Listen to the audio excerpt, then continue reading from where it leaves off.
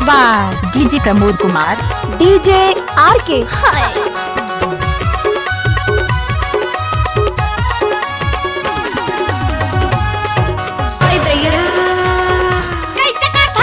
चल हट। क्या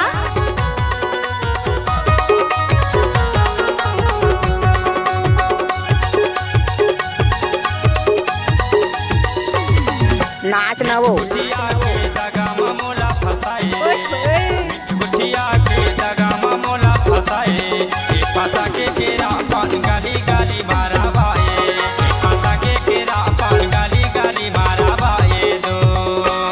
चल हट। डीजे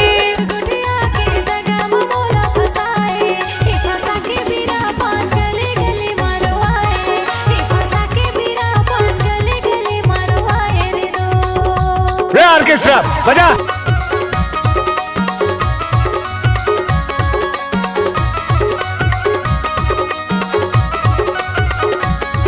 क्या नाम है आपका? डीजे प्रमोद कुमार। अब तो ये नाम है।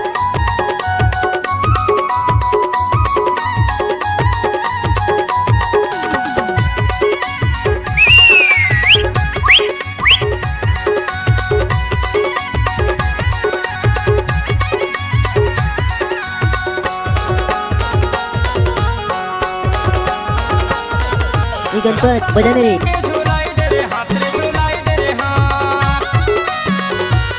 Ouch ouch ouch.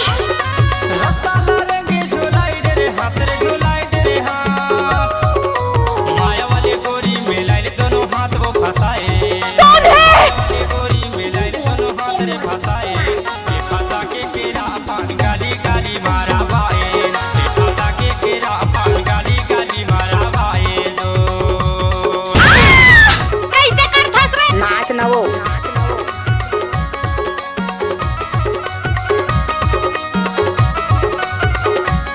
DJ Pramod Kumar का मिक्स की हुई गाना हमारा यहाँ बहुत नाचती है।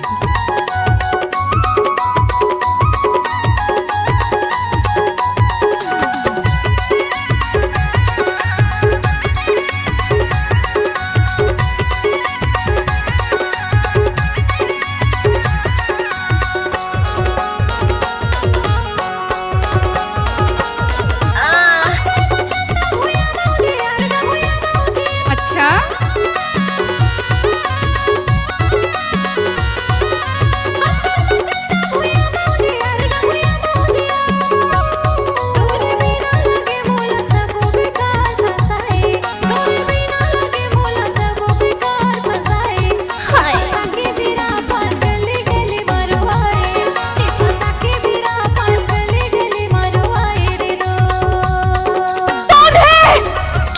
कुछ भी बोलते हो है ना।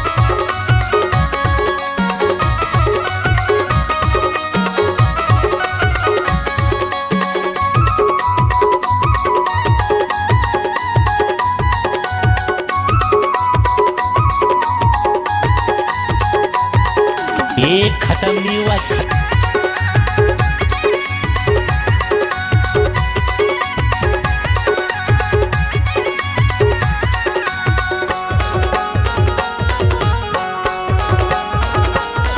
अरे जा जा।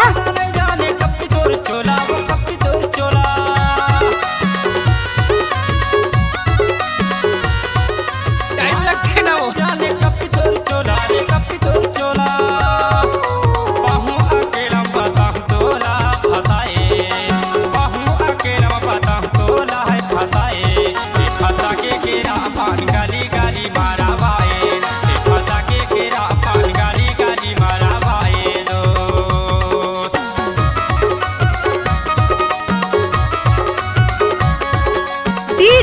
Mix by DJ Pramod Kumar चोवा वाली। Mix by DJ Pramod Kumar चोवा वाली।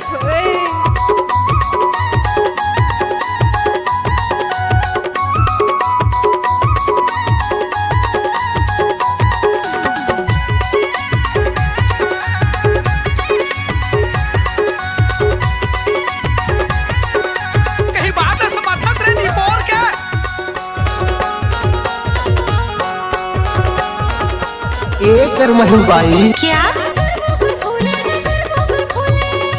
बोले क्या?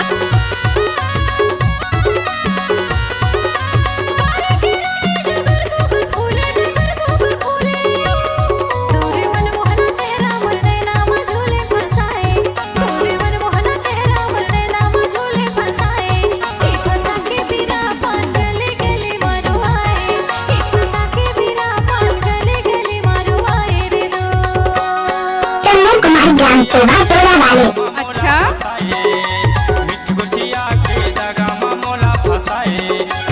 आप लोग तो सुने होंगे चोवा का नाम।